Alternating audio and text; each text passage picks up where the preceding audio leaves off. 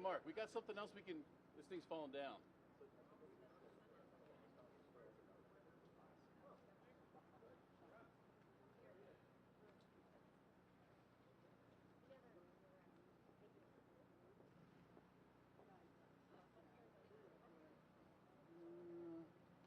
Put it so that it has tension. Sir? Put it so it has tension on the left hand and this squeezes that. Probably be the better. Oh, well, that's the second time we have to. Yeah, that should do it. Yeah. It won't be totally flat, but it won't be falling down either. Yeah, exactly. That's what she said.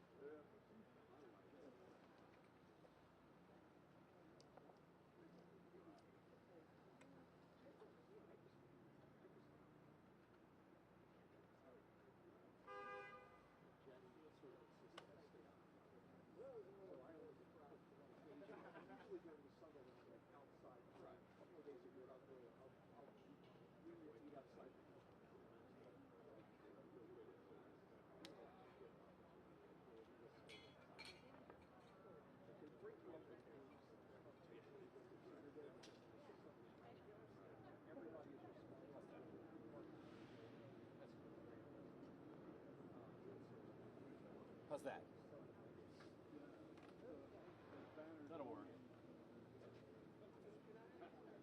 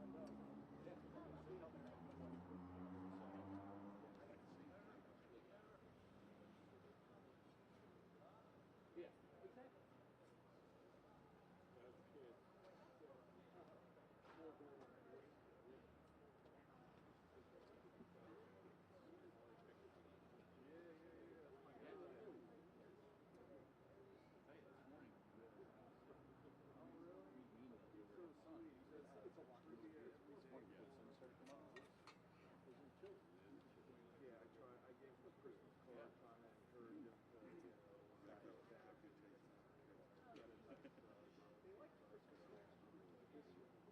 Yeah. We got, I told my wife, gentlemen, 10-11. Yeah, because I was just like it. I know you are, Eddie. You're that Christmas.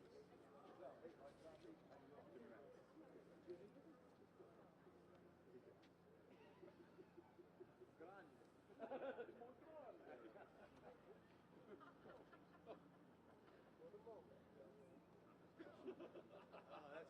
Oh, that's good. That's good. When are we gonna start it? Soon? Yeah, we gotta get this going. Well, I gotta drop something off to Center. I'll get you right back. I guess it just depends. Well, we'll wait till you get back, John. As long as I can still survive, and I'm not. If I can survive, I can survive.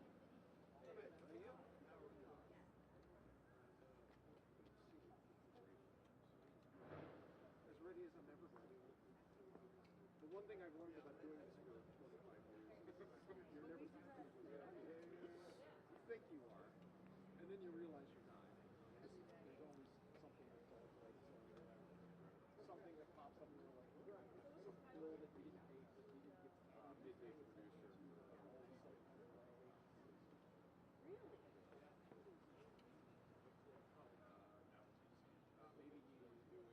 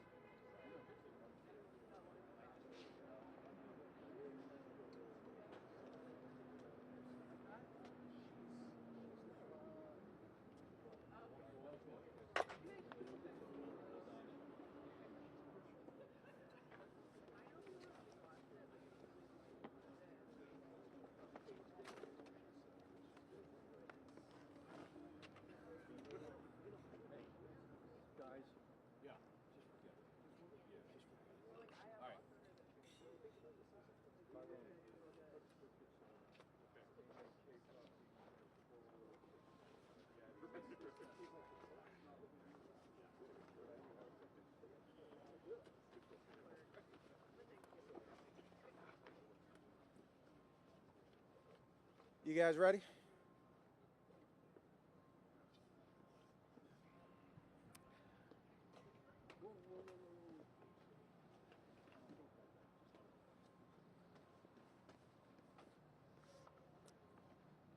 Okay.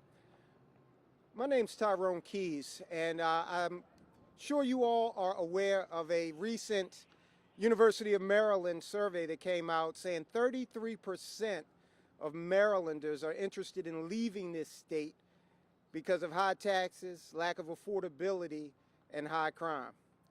And that's 2 million people, our neighbors, our friends, our family, want to leave this great state because of those issues. So it's time for a change. We need someone who can turn this around, someone who is experienced at building, employing people, getting people to work, and making things affordable. And so that's why it is my honor and pleasure to introduce the next governor of the state of Maryland, Ed Hale. Thank you, Tyrone. Thank you all for coming on a nice cold day out here. I just met Governor Moore for the first time. My grandson Charlie's over at the Naval Academy in his third year. So it's nice to be in Annapolis with everybody. And I wanted to come in and let you know that I don't want to be too critical of things and be badmouth the governor, but I do want to talk about some of the things that need to be done, that I think should be done, and some of the solutions to some of the problems that we have. And you see over here, improving public safety, protecting victims' rights. That means getting the police paid properly, retaining the police, training the police, recruiting new policemen, and making sure that they have enough money to be a respected person in the community, as opposed to what we've had, being mistreated. Electric bills. That used to be down a little bit lower on the list of things to be done. Now it's emerged to one of the bigger things. As a matter of fact, a lot of people think it's worse than the public safety issue of the state of Maryland. People think that because the governor had closed up all these electric plants, there were 6 of them, I think, at one point, 4 of them could be repowered and restarted. They need to be done. We also need to we should start the process of the nuclear. We've got like 10 months before the election. Nuclear's got to start now. It can't be just, it was talked about last week. I think he talked about it a couple of weeks ago. We need to do this right now to get this started, because just waiting until November is not good enough. I think we have to do it now. I also believe that we should do fossil fuel plants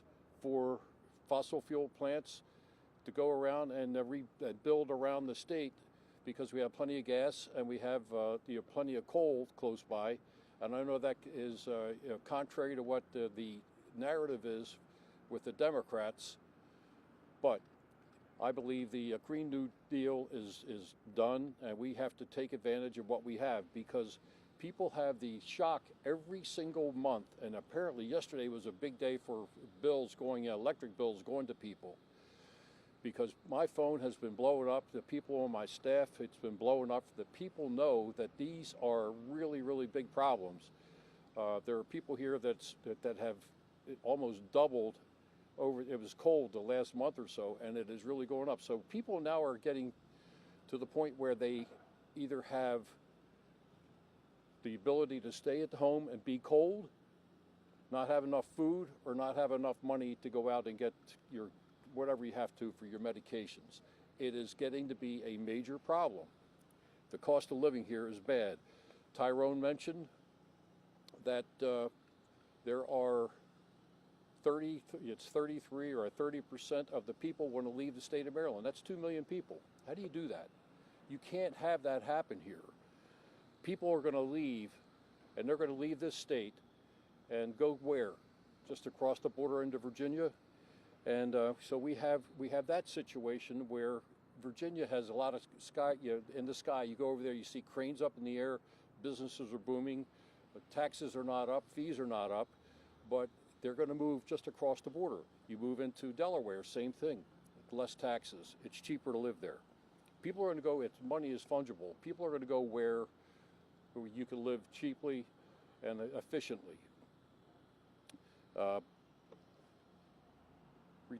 Reducing taxes and fees. Let me see. Here, this is coming to a neighborhood near you. Virginia, you could go down there, go to Virginia, and get a tag for your car, and you're going to see these coming around in your neighborhood. They're going to be coming to you, in your neighborhood. All you have to do is check off, I have insurance. You don't have to show proof of insurance like you do here in the state of Maryland. And the fees have gone up dramatically to the extent that, it is an eye-opener when you have to redo a car. The reduction of the taxes and reducing the bureaucracy.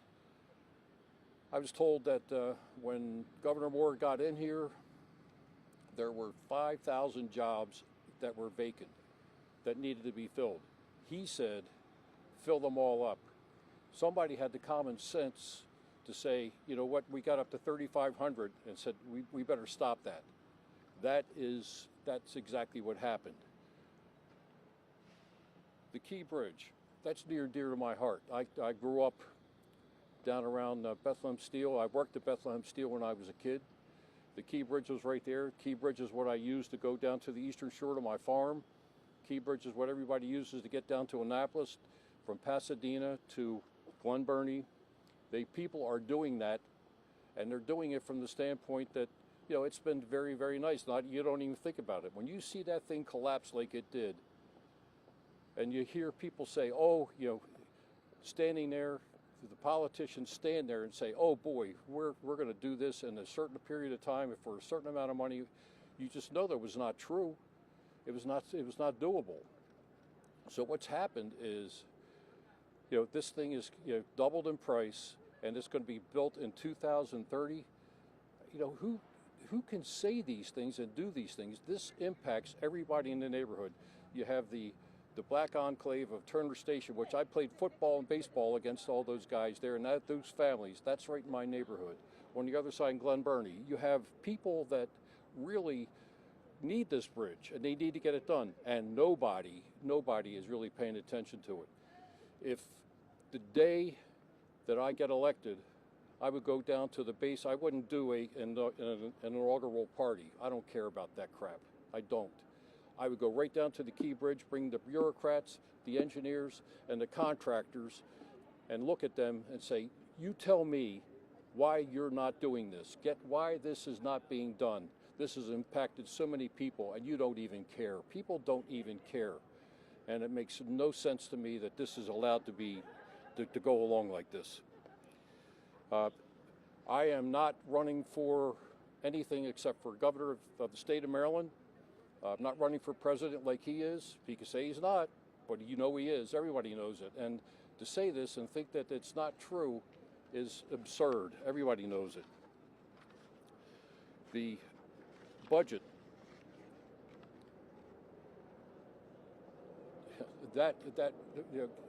Governor Moore got I think it was a $5 million. It was $5 million. It was a $5 billion surplus. Now it's a $3 billion deficit, with another one coming on board of $1.4 billion.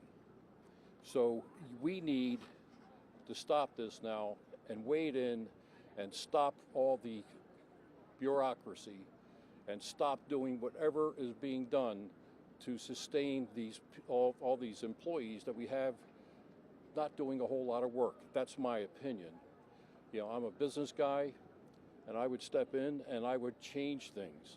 I would make sure that we go and look at the budgets, and we would fix the departments that really need to be done, that need to be called out. which brings me down to, how about VEEP? Vehicle emissions. I said this before at a press conference. Nobody's got a car that's going to fail that anymore because all of the cars are now fuel efficient, and they're energy efficient, or they're energy efficient, and the particulates that have been there that were in 1984 are not there anymore. We have cars that are clean, so we don't need this. If you have to get your car inspected, and which I just got one the other day, I just got a notification to go get it done. I have to take the time to go to someplace off my job, my work, to go do that. And I just don't want to do it. What's the point? It is a money grab that should be stopped. I believe that should be eliminated. Last but not least, I want to make sure that the AAA bond rating, by the way, was sacrosanct with all the previous governors, everybody, even Governor O'Malley. It was important to keep that. This needs to be brought back into place again.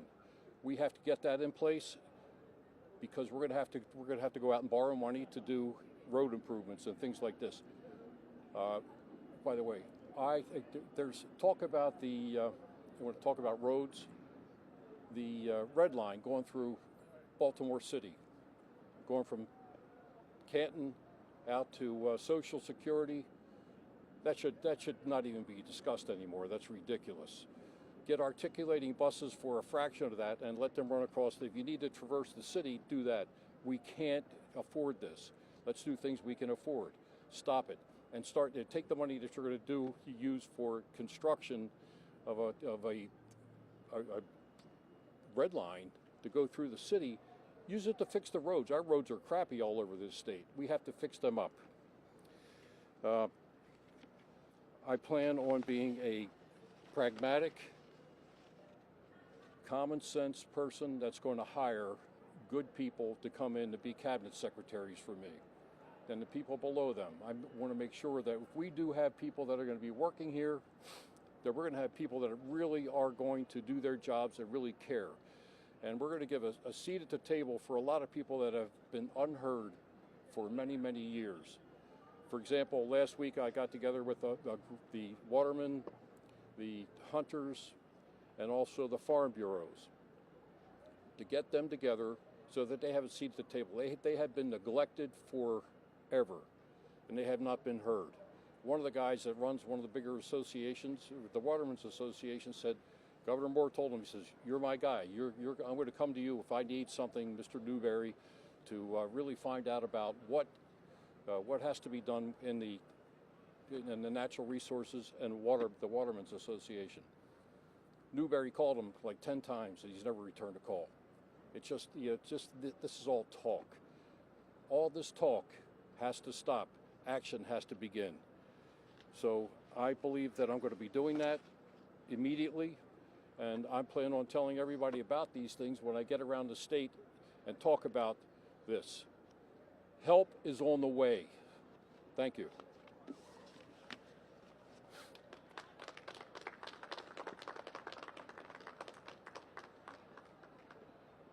By the way, if you guys want to talk to me or ask me any questions, or also have some really smart. I have some really smart people. We have the great Patrick Gonzalez is here. He was on some of your stations this morning. Don't come near me. Among all of these promises, what do you think is the most important to you and to Marylanders? Well, I think that safety is number one. Everybody wants to feel safe going to school, going shopping, going to work, and your leisure. That's number one. But I'm telling you, people are really upset about the electric bills. That's number two. Yes, sir. So you mentioned Patrick Gonzalez being on the poll that basically showed Governor Westmore's approval rating dropping nearly 10 points in a year. Do you still consider yourself a heavy underdog in this race, or does a result like that make you think that you really have a shot to win this thing? Well, I think I have a shot. I wouldn't be standing here this morning on a cold morning like this and bring you all out here if I didn't think I had a shot. I really do think I have a shot. People are fed up with this. They don't like hearing all about this stuff. They don't like to hear about a governor that is running for president and is in different states. He's in different states, campaigning for other governors in different positions all over the place. What's the point? Going to Lake Como with George Clooney when things are going upside down here. When it comes to balancing the budget, can you speak to any specifics on what you would cut? I would really like to. I know of certain places that would be cut, but I don't want to say that now because I would make people very nervous. And I'm going to be criticized for not saying that, but I would really like to be able to. I know where I would go. But I'm unafraid to go into to look at with the proper people to look at the budget and make the cuts that are necessary to balance this budget to get our AAA bond rating back. Mr. Hale, I'm a college student at the University of Maryland. I'm curious, like we talk about like cuts and that kind of thing. Like, do you think like education is one of those things that you would probably look at first, or like would you be willing to cut education to balance? No, I would not want to cut education. That's not something I would do. I like to look at other things like school choice. Let people go to school where they want to go, where they want to go, and help them out. If you're paying taxes and you're not sending your kids to school, I think that there should be some sort of mechanism by which that could be squared away immediately. Ed, I just have one question. You mentioned in that initial press conference in Canton, which I attended, Governor Moore poking the bear with President Trump. Well, Do you believe that the governor is still doing that? And have you spoken with President Trump recently? Has he offered his endorsement, anything like that? I haven't seen. I just met Governor Moore this morning for the first time. I haven't seen Donald Trump for 20 years. I was the chairman of the Miss USA pageant twice when I was here in Baltimore. One of the big fun times of my life. And but at the same time, I haven't seen him since. I haven't talked to him. I will not be speaking to him because I think it would be counter to what people want in the state of Maryland. And but for him to do what he's doing, specifically what happened with the FBI, Barbara Mikulski, Ben Cardin made it a point to get the FBI headquarters in Greenbelt. And they were very proud of the fact that they had done that. And the FBI was going to move here. It was approved. It was a little controversial. But, he goes ahead and he's bad-mouthing the president. And the president says, do we have another building? I could just think about what he was thinking because I'm a business guy and a developer. What do we have in D.C.? Well, we have a building in D.C. down the street that we could probably retrofit and do it cheaper than we can going to Maryland. I'm thinking they were telling me it was like 25, 30,000 or 30,000 people that would be impacted directly, and also the ancillary businesses that would service the FBI. That to me was very bad. I think, just as a developer and land use person, Six Flags closing up. What's that about? Somebody should go there and see that and get down there and see what you could do to make some use out of that land and not let those people go. My kids used to go there on birthdays and things. You don't do that, and nobody's paying attention to that. I think it's a problem. I don't know about the commanders. See, there's Mr. Bell from D.C. is here. What's going on with the commanders leaving the state of Maryland going into D.C.? These are all massive jobs that have been lost here. I think it's a big problem. It's a big problem, and I have created jobs all my career. And for those of you that don't know me, I worked at Bethlehem Steel. I came up from nothing. I created it wasn't my dad did. My father was a cable splicer at the gas electric company. I did this from the standpoint of creating jobs. I've created tens of thousands of jobs. And I think I could do that now. We need to do it now. We can't have this exodus of citizens and also businesses from our state. We can't have this anymore. I'm not dead yet. So you mentioned, like, I just had a follow-up question. So you mentioned, like, that you haven't spoken to Trump and things like that. And you talk about people leaving Maryland. I'm curious, like, what's your opinion on like Trump's cuts to the federal workforce and things like that? Like, do you agree with his cuts to the federal workforce? I believe that, I don't know the length or breadth of some of the cuts specifically, but there seems to be a lot of bloat. That's what I think. And I think the same thing holds true in Maryland. And to say something else because it's politically expedient, I'm not going to say that. I don't know what he did, and I wasn't privy to all of it. I've been a politician for 9 or 10 months now, so I'm learning. But I know that there's a lot of, when I hear that there were 5,000 jobs that were open, and he said, go fill them up, and he got up to 3,500 jobs and stopped, I thought, why would you do that? I don't get that. I just don't understand that rationale. If you can't afford it, don't do it. That's going to be part of what my office would be if I get in, or when I get in as governor. I've been admonished, by the way. Don't say if, you say when I'm governor. But I would go in there and I would make the cuts that are necessary.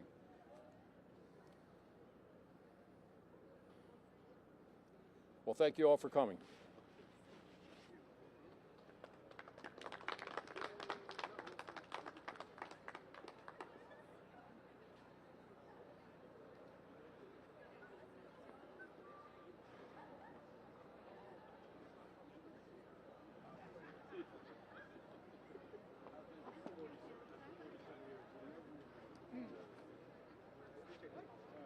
I'm going to read again. I know. Well, when's your next? This is going to be tough. I know. When's your next meeting?